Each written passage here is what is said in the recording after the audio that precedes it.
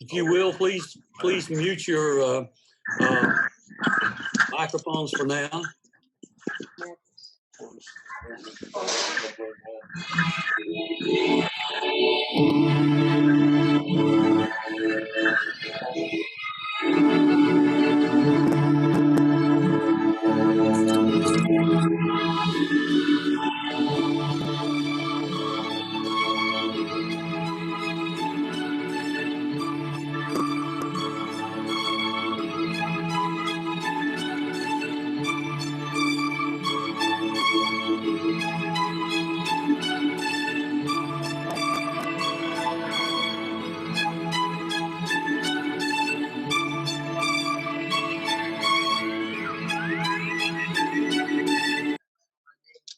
And I've been taking care of business every day. Ladies and gentlemen, please welcome to the podium the president of the Rotary Club of Jasper, Steve Lawrence. Thank you so much, and it's going to be a pleasure to take care of business today, too. I know that my time for doing this is drawing to a close, so I intend to enjoy every single one of the remaining programs that we have, especially today. So at this point, I would ask, let me see, Mr. Jim Looney, would you say a vocation for us, please, sir? That means you'd have to unmute that thing, too. And Mr. Looney, can you hear me? Yes. Can you hear me now? We got you. Thank you. Father, thank you for the blessings of this day. Thank you that we can be together and discuss subjects that are of interest to all of us. Keep us safe, keep our country safe, and well in these times of pandemic and turmoil. In this sweet name we pray, amen. Amen. And Mr. Max Kaler, would you lead us in our Pledge of Allegiance, please, sir?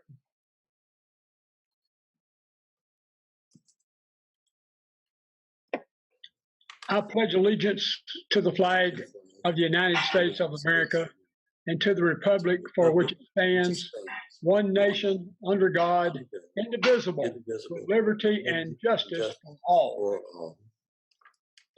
Thank you, sir. Thank you.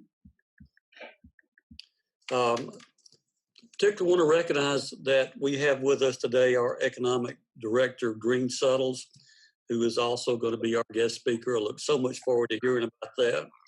And I want to pay a particular thank you to Mr. Wayne Tidwell with the Smoke Signals, who is with us today as a guest. And thank you, Wayne, for attending. We gratefully appreciate that. So without further ado, we're going to start our program. And ladies and gentlemen, I will introduce to you Mr. Green Suttles, who is the Economic Director for Pickens County. Green, you have the mic. Well, thank you very much. As you all know, I'm in now 4 months approximately, and just now getting ready to move to town. So I'm still learning and still very much in a slow growth mode. And of course, COVID has made that more interesting, but it definitely hasn't stopped progress. Today, I want to talk about my talk in 2 segments. One, let's talk about COVID in the next 12 to 18 months. And then we'll talk about, after that, economic development looking out as far as 10 years, because that's kind of the time frame you have to think about these things. So talk about COVID today. April's unemployment numbers from the Department of Labor came out just last week. Pickens County at the end of April was at 10%. And that is in the lower quarter of the state. We are doing surprisingly well compared to others. As an example, Whitfield and Murray County were at 20+%. Fulton is in the mid-high teens, between 15 and 20, to give you an example. So the negative impact of that is a little less extreme, but the reasons for that are kind of obvious, and we'll talk about that a little more in a minute. Last week, Rob reported the sales tax numbers to the Chamber board meeting, and they were surprisingly strong. And that's really good news. because we don't want the city or the county to get in any financial strait trying to get through this, because we're all going to need them to function very well and very strong. So based on his numbers of sales tax, things are not at all bad on that front. And if you think about it, what segments have been most negatively impacted? Which ones haven't? We don't have the ones here that negatively impacted. We do have some, but we don't have big box retail. We don't have a giant tourism industry that's completely shut down. If you think about Atlanta, think about the thousands of people in the hotel industry and all the related tourism industry that are completely out of business. So we don't have that negative impact. So we want more hotels, certainly, but we don't have them today. And what we have is not doing terribly horrible. They're doing steady business because that's all we have, and some hotel rooms are needed every day. So the sales tax is pretty strong because you think about it, grocery stores, hardware stores, doing very well. Business closings. If you think about business closings, pretty much every one of them had an underlying condition. I figured Sonny'd appreciate that if you think about it. Every industry, every big name you've heard that's declared bankruptcy had pre-existing conditions that set them up for failure. Pennies, I didn't realize Hertz was in such thin stakes, but they were. So that's on the national scale. Once again, underlying conditions are causing it. Any restaurant, hotel, business that is doing well beforehand and has a thriving business and customer base, they're finding a way. Is that perfectly true? No, but it's certainly trending that way.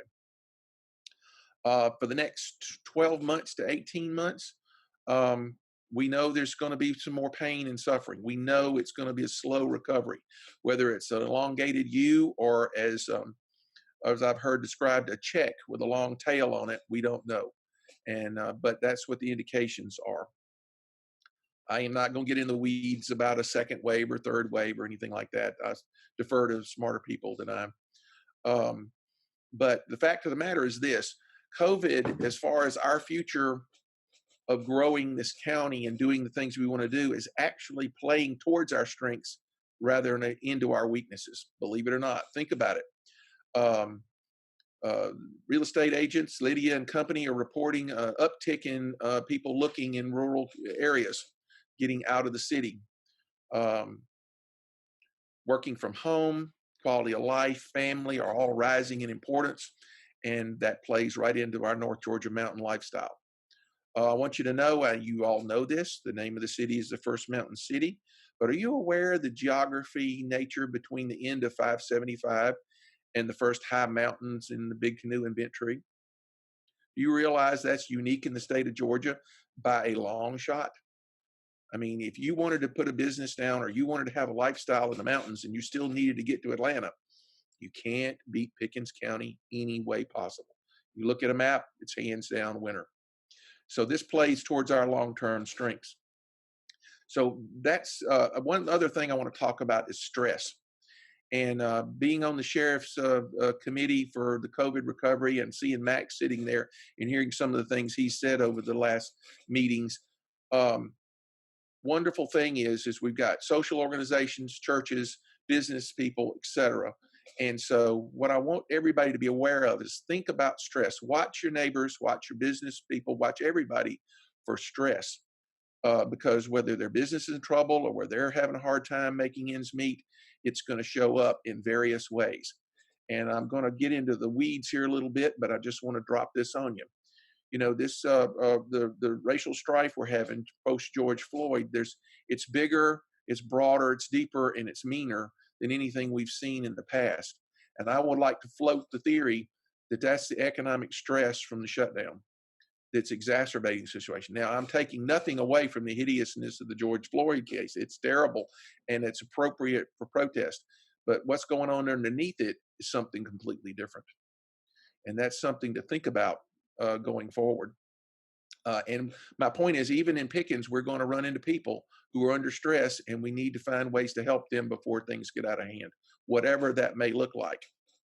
So now that's the end of the short-term stuff. But by the way, I do think we'll be in great better shape with COVID by this time next year. And once again, today's Wall Street Journal had 3 different articles in it. One of them quoting Dr. Fauci about what he thinks about this nature of vaccines, various therapies. The point is they're getting their act together, and in about a year, we should be in a lot more stable and moving rapidly back towards some kind of healthy normal that we've known in the past. But it's going to be an ugly 6 to 8 months, 9 months. So we're going to have to pay attention. Now, this is the fun part, and what I'm all about and where I've been, and frankly, where Sonny has been too, and Steve. 10-year horizon for economic development's community. Without a doubt, you guys are a core of the leadership of this community. Much of what needs to be done to be successful going forward, for me to be successful, about 80% of it would be argued to be called community development. 20% of it would be pure economic development. Remember, my job is your salesman and concierge of your existing industry. Help them in any way possible to make their goals come true. And of course, recruit new things here. But the nature of recruiting is evolving, and it has evolved, and COVID has done nothing but strengthen and accelerate what I'm about to describe. 20 years ago, when I got in this business, you cite the company and the workers will show up because we're paying higher wages. We'll do whatever it takes, get the building, they'll come. That is no longer particularly true. And workforce, amenities, population, access to markets, all that stuff is more important. Getting the workforce, improving your workforce is now almost the first thing you have to do before you can recruit. And that's pretty much true. COVID is playing into that as well. So what I want to talk about today is give you something boring. Here's the definition of economic development, and that is the sustained, concerted actions of community leaders and communities to improve the quality of life and the economic well-being of a community. And that's an academic wonder. It tells it exactly and doesn't inspire you or engage your imagination at all. So I'm working on a new one. Steve's heard it, Sonny's heard it, others. And that is the sustained, concerted actions of the community leaders to define and influence desired migration. Now, that sounds a little bizarre, but think about this for a second. The migration of people and capital. These are the things, what do you want this community to look like 10 years from now? Who do you want to live here? What do they want in this community? What do they expect in housing, in education resources, in community amenities? I can tell you that hands down, the number 1, number 2, number 3, number 4 item on the list for anybody considering moving or migrating is the education system. There's no second or third or fourth on the list. We got to go much further down the list to get to that. So the quality of the school system, the quality of education to make into a career is the number 1 issue. So that's if you want people to move, but it also is about getting people to move away, because migration is who stays, who leaves, and who arrives. And I think that we historically have not thought about it that way, nor prepared the community to influence migration. And so when it comes to community development, I think we need to talk about doing the hard and boring or even ugly things that need to be done to lay the foundation to creating that future you want. Now, what would that look like? I give you an example of something that looks like? Well, I can. And Steve and Sonny and everybody else in the city council, I'll stand on the corner of Church and Main and yell what I'm about to say. The moratorium on the zoning changes and rewriting of the zoning codes is absolutely textbook, picture perfect gold about what we're talking about. You're setting the community up to attract investment and housing and stuff, because think about this. All we can do as community leaders is set up a situation where it's profitable to do what we want. If we set the rules so it's not profitable to do what we want, we're not going to get what we want. So we need to kind of shape the magic, if you will, and design it so that you have the zoning and the location and the rules, the guidelines, et cetera, so that we say we want, we want a small townhomes in this area. We want patio homes here. We want a T&D layout here with back alleys in this area. Then we create the zoning so that becomes a practical, positive thing. We cannot influence the land seller.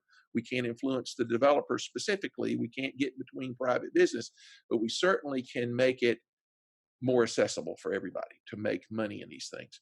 So that's an example of that. Now,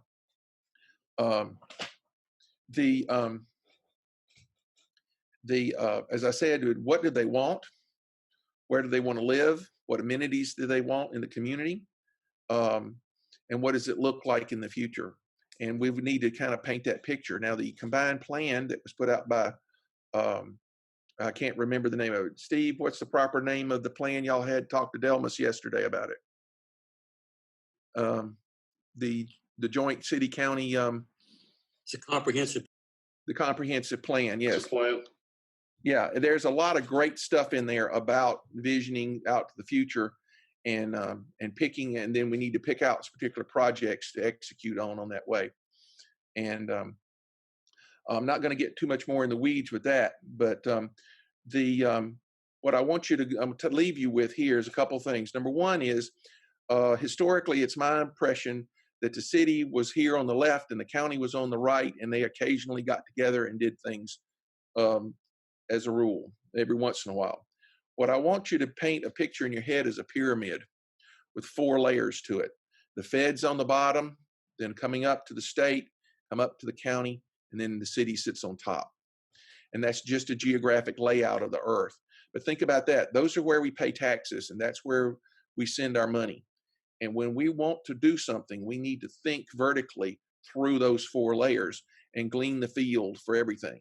If you think about it, that if there's a project that you want to accomplish, and the city and the county can come in for a small percentage of it to make a match with the state or with a federal program, then you're in for 12.5% or 25%, not 50% of the cost, and everybody benefits. So we need to think in terms of, will this thing generate revenue for the city, the county, and the state? And if the answer is yes, then we want the city, county, and the state to invest in that in some fashion. And so leveraging each other's assets and strengths is critical going forward. I've been coining this phrase for days now, and many of you have heard it, and it's the new day, capital N, capital D. And in the new day, everything is possible. Everything is possible. And so I'm going to throw a couple of outrageous thoughts at you for consideration over the next several years. The city of Jasper, as you know, is a ginormous T laying on its side. It is 10.2 miles from the Talking Rock post office to the racetrack below Worley Crossroads. It's 4 miles from basically the Bojangles to Cove Road city limits sign. And so the strange shape of it lends itself to joint efforts. So I want y'all to think about, and at least at some point in time in the future, consider looking at the numbers to see if joint water and sewer authority makes sense, and or fire service. Because if you think about it, at Talking Rock and at Worley Crossroads, there are county assets and no city assets. And so figuring out how to combine those and leverage each other's strengths to lower our cost and increase our ability, because think about it, if a city county authority applies for assistance, that's a great deal bigger organization than a city or a county. So, and it sells better to the feds. So those are some of the, just a couple of the different ideas. And I know this out there a little bit, and historically would have been probably impossible, but it is the new day and everything is possible. Thank you. And ladies and gentlemen, now you see how Green Suttles won his position for director for Pickens County. He spoke that eloquently to us the very first time that I heard him, and we also love the thoughts of what he has. Now, it will be up to us how we move forward with all of that, but I think that the basis that we have established for growth and the basis that we have established for everyone joining together and working together has been perfectly clear to everyone that we are going to do that. At this point, I would invite any of you that would have any questions for our economic director to ask him those questions. So if you will, unmute and ask. Steve, hi, Green, thank you for your presentation. It was really fascinating. I have two questions. The first is, how does your definition of economic development as migration also serve the current residents of Pickens County? And also, how do you balance the goal of profit with the goal that our mayor has of smart growth? And I'll mute myself. Well, there's a couple of different things there. You've asked me a couple of questions. Let me tackle the first one, and then you may have to remind me of the second one, because the first one I had the lovely and bright Kelsey Essig teach me in a profound way. Now, I knew this was somewhat true, but you know, when you bring it to a human level, to an individual, the picture becomes crisp and clear. I know that Brandon and I worked hard to find a house in this community, and it took a long time, and we really, in the end, didn't have a lot of choice. So that was personally frustrating for both of us. As Brandon brought it in the other day, he says, I love my house, don't mind my neighborhood, you like it, but I just didn't get a lot of choice. So he was disappointed. And God knows I worked hard for 4 months to find a house that made us happy. But here's the interesting thing. You talked about migration. Here, everybody knows Susan Essig that works at the sheriff's office, and her daughter is a junior at UGA in economics with an interest in possibly becoming an economic developer, and I would love to make her one. But Kelsey brought it home to me in a profound way.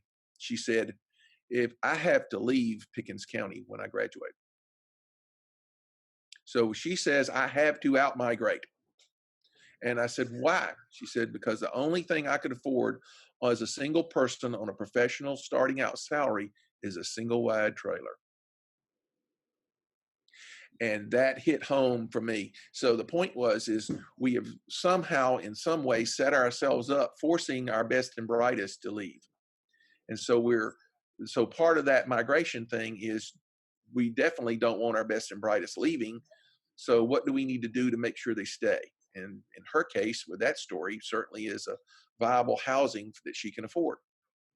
And so that's one point. So what's your other question, part of the question? Well, I'm going to follow up to your response on that.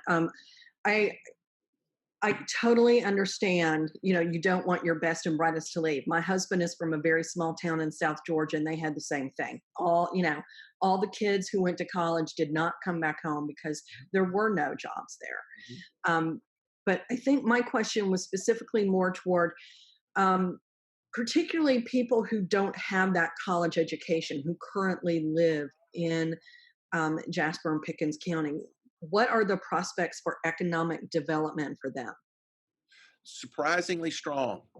The truth is this, and then what I'm about to describe to you is nothing special about Pickens County. This is true virtually everywhere. It's true in Mobile County, true in rural counties across the country, true in the. I pulled up the data for the 45-minute drive, which covers around Jasper, and that covers most of the northern half of the metro area, about 1 million people. And it's true in that footprint too. And there's a lot of wealth in the Alpharetta, Cobb County area that I touched. But here it is. There is a large number of high school graduates, a decent pool of people with part of some college, almost nobody with a 2-year degree, and then a larger pool with a 4-year degree. And so careers and income require a professional certification, such as a career master welder type thing that can make large money. Also, people with various 2-year degrees that are the backbone of advanced manufacturing. It takes 2 years of degree to really make the big money, or become a certified welder working out of a camper trailer, traveling the country, making $50 an hour. And you can have a life like that, but not a lot of one. But my point is this: we need to upgrade and enhance and stay focused on high wage, high demand technical positions. Virtually all of those are 2-year degrees. Virtually none of them are taught at Chat Tech in Pickens County. I mean, they teach cosmetology, auto body, auto mechanic, carpentry, and welding. So welding qualifies, but it's really not much of a 2-year degree because you can make a lot of money at about 8 to 12 weeks once you pass that welding test. And then, so my point is, we've got to focus on that. And there is a lot of money to be made there, and there's a lot of careers there. To give you a specific example, I call it I&E, instrumentation electronics. If you think about it, virtually every single thing in America now requires some coding or a small computer chip to make it operate. And I mean everything. You know, what the technology has been in cars for 20 years is now in everything, cranes and equipment, and just everything operates by computer control. And so, are we training people for those jobs? I can tell you that Emirates complained that they needed to hire 2 electricians, and they were struggling to get 2 electricians to come here and work as compared to going down in Cobb County and building houses. The interesting side of that coin is, do you know what the average wage in the mining industry in Pickens County is? $89,000. Yeah, so there's a lot of money to be made in those calcium carbonate facilities, but they're still struggling to hire people, and those jobs are there, and they are tremendous money-making careers, and you sleep at home every night. Thank So you. we have another question for, we have time for another question for Mr. Suttles. Steve, if nobody has a question, I'd like to piggyback on some of the stuff that Green has said, if that's acceptable. Of course. First of all, I want to make sure you all realize that Green is here kind of as an outshoot of this new strategy that we're trying to do, which is a collaboration. And he indeed is a true collaboration between the City of Jasper, the Pickens County, and the Chamber of Commerce. And that was very fundamental. And even before we got him here, we interviewed key stakeholders in our community to ask them what they would see as our economic development director too. So I think that's very important for people to understand. We're also, on top of that is the combination of the kind of the new era in our development authorities, where we were able again to collaborate, get Brandon Douglas, our city manager, on the county development authority. And I'm very proud to say that last night we swore in our new downtown development authority for the city of Jasper. So it's really exciting. Bad timing on COVID, but it sounds like maybe we could come out of this with our feet on the ground. Specifically to Maria's questions, I'd like to talk about the educational component of what Green mentioned. There have been a lot of parallel things, seemingly divergent, but actually converging things going on throughout the community. And with those, I would add that there's been a lot of pressure over several years on the technical college system and the relationship that they have with our local school system. That's improved over the last year, but not really to the degree that we need it to. And also Reinhardt University coming here. So we have this evolution of our potential for all levels of education, including those people who don't want 4-year degrees and so forth and so on. And so I think that's also exciting and something that we will be working on more and more here as we come out of the gates, hopefully very shortly. The other thing is Rick Townsend. I don't know if any of y'all have met him or looked into what his background is, but he has a significant amount of history in career academies, and career academies in an area where you have a technical college, not necessarily what you see as an ideal situation, but I see that as a way to leverage our tech school to kind of help us move along in a better way in what we and us being able to tell them what we need, and maybe they're responding to it. And then the final thing I want to mention is the city leadership in Jasper right now, we are continuing to plod along despite the restrictions of the COVID, and we've done some great things. I wanted to make sure you're all aware as it relates to housing. We are currently engaged with Clark, Patterson, and Lee. I don't know if any of y'all are familiar with that organization or not. They've done some work for the city before. They developed the amphitheater at Woodstock, but they're an organization that really covers all sorts of different things. And part of the moratorium that Green mentioned, we put that in place.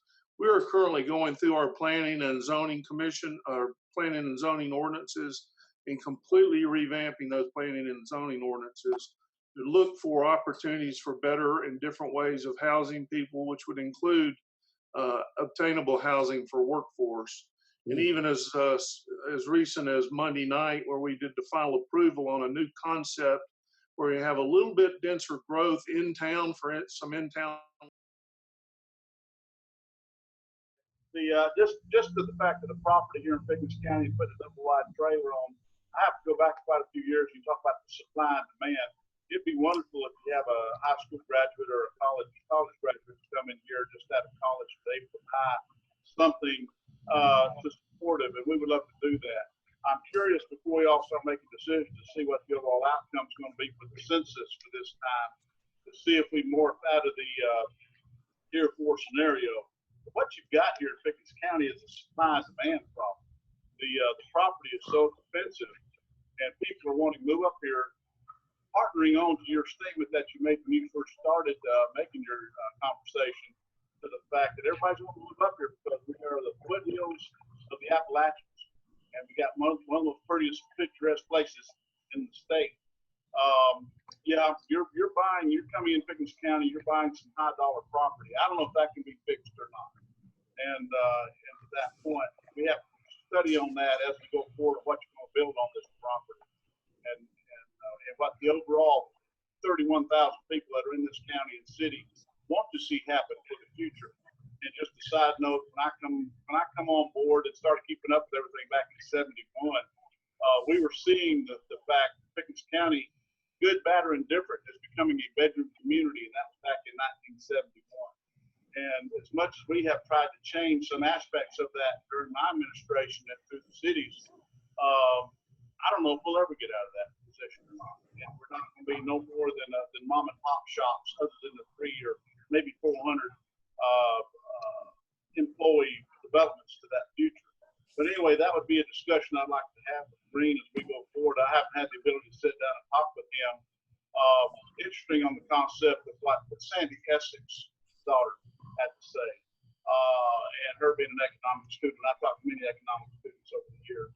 But as for your statement on consolidating water with the city and county, I'm all for that. I've been raising that green flag for quite some time. The fire department, to your point, that subject come up 3 years ago. Consolidating fire services. That needs to be a subject that we need to talk about for the future. So we've got some things happening, and it's already been discussed. But maybe we can sit down and get to talk to you and see as we go forward. But thank you, and I appreciate what you said, Green, and it's good to see a refreshing idea coming from outside in. Newcomer coming into the county and be able to see what we've got later. Thank you all very much. Thank you, Commissioner. And we had a meeting as late as last week, I believe, together. And we are going to continue those in the future. And our President-elect, Max Caleb, would you please talk? Oh, no, I just wanted to thank Green for what he's doing and the idea of a new day with him being here, but also with your election and the council and just a general, I think, positive view for the future of working together. And for Green to come in and have his expertise and the minute kind of things. How far is it from Talking Rock to Racetrack? How far is it from Cove Road over? All these kind of things, just making sense of how we apply where we are. And to hear the commissioner talk about he's open for combining services, at least from a citizen standpoint, it makes sense when You look at Athens and Clark County, you look at Muskogee, you look at others where they have combined services. Seems to me that just makes sense. But with local politics being local politics and power being power, those is things you have to get over with. But again, I appreciate Green's optimism, his future, and being able to address issues that maybe in the past would have been taboo for anybody to bring up. And maybe, Mr. Commissioner, since this is an election year, some of those things you talked about, it might be a good platform to put out there about what you see for the future of combining things and making it a better place for the citizens. Just an idea. So thank you, sir. Thank all of you. And thank you, Max. And one more point, if I might bring this forward to you. Max, you know about this June the 13th, our district awards is coming up. And I think that's probably the first thing that I have as far as an announcement goes. So will you tell me about that and what you know about June the 13th? I don't know much about June the 13th. Don probably knows more about that than I do, other than the fact that it's just going to be the district presentation as we would have awards from across the district. Gold clubs, silver clubs, club of the year, Rotarian of the year, all of those things will be announced for the district. And that's where we'll be recognized as some of the areas of which we were outstanding. So it will be a good event. Again, it's a district-wide kind of experience, but it's handing out the awards that normally would be done at district conference. Thank you for that. And another date that we have is June the 17th, which will be very important to President-elect Max Kaler and myself, because we will be transitioning to a new year for our Rotary Club. And I'm going to ask Chris Mora if he will tell us a little bit about what we're planning on doing on the 17th, and that will be at our regular time of 12 o'clock. So Chris, if you will, please. Yeah, we just plan on the same time that we normally have our meeting on Wednesday on the 17th. Max, myself, Josh, Steve will be meeting up at the Conservancy and filming. We'll be streaming live basically the transition over to Max is becoming the new president. Steve will be able to say some words, but we will basically live stream that on a smaller scale. So this way we're still doing our social distancing, but still be able to do it properly. This way it gives Steve a chance to speak, Max a chance to speak on what he looks forward to for this next upcoming year, and include everybody, since we all can't get together in one place. Not yet, but we're looking forward to that. Thank you, Chris. Mr. President, can I add one more thing? I just want to mention that although we have a transition, according to the district governor, you're still president until June 30th. I just wanted to make sure that everybody understood that and that you understood it, that I don't take office till July 1. So you still have the reins, sir. Those reins will be laid down on a permanent basis on effective, that would be June the 17th, Mr. President-elect. As a matter of fact, I will not be here for the next meeting on the 24th, and that would fall to you anyway. So time is everything, but I believe our timing on that will be really good. I don't mind filling in for you, Mr. President, when you're going to be gone, but I'm just saying, according to the district governor, that's the we don't want to be outside the law here. We want to. Listen, I'd hate to do a protest in town. I don't want to do a protest, but no, that's fine. I just wanted you to know, and I'll be glad to cover for you till you get back, sir. That would be really nice of you, and thank you, sir. So I'm going to ask the club if there are any other announcements that need to be made at this time. Can I say something? No. I'm sorry, who? This is Green. Can I add one more comment? Yes, you can. You know, I use the term "the new day" with the two capitals, and I want you to know that's not me; it's you. And Steve and I have personal experience that proves this point. On my very first day, I found out about activity at the Woodbridge Inn. On the Wednesday of that week, Steve and I sat down and had lunch with the new buyer and his wife, the investor. And he made it very clear to us before I got to town that he was not going to invest until the new day. And that Steve coming in and the change in the way things were going changed his attitude, and he invested and bought the Woodbridge Inn, and he has lovely plans for it, COVID being something to hold us up a bit. But the point I'm making is this: you are the new day. The things you have already done, I am just a fall off of the new day, not it. You know what I mean? I'm part of it, but it happened before I got here. And the results, the first win of the new day occurred without my influence at all. So congratulations to you. Remember, the Woodbridge Inn is your win in the new day. I will remember that a long time. Let's just hope that we get that going the way we want it to, because I'm ready to eat again at the Woodbridge Inn. So, Steve, this is Judy. Can I say something? Of course. You talked about the awards meeting on the 13th, and in this week's bulletin is an article about that, and there is a link. If you want to attend, you need to pre-register, so click on the link in the bulletin.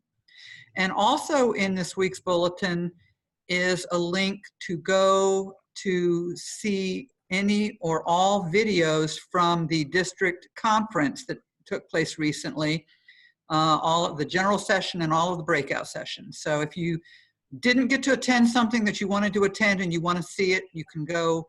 And again, the link is in the bulletin. So everybody on this call should have gotten that. Great. And another one of those people that keep us going is Judy Harvey. Thank you for all you do for us. Any further announcements from anyone? I just had one thing. I'm glad that Max mentioned a protest, because there is a pressing problem right here. I see by the video that Cindy DeMaio is still living in her car. We need to do something about that.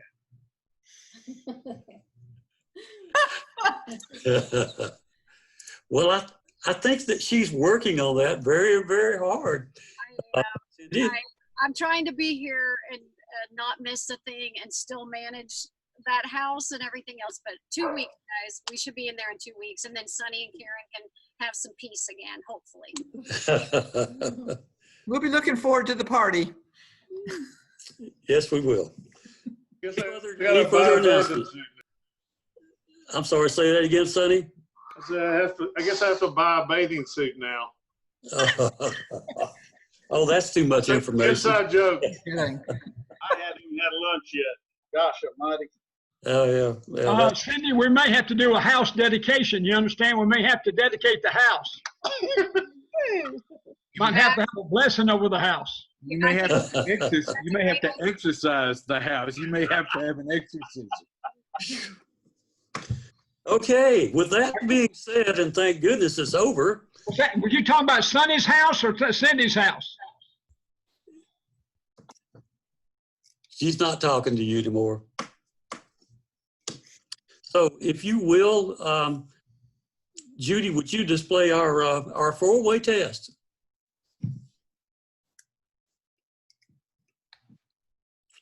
Of all the things we think, say, and do, is it the truth? Is it fair to all to learn? Will it build goodwill and better friendships? Will it be beneficial to all concerned? Thank you, and have a wonderful week, and we will do this again next week. All right. Thank you, everybody. Have a good one. Wonderful.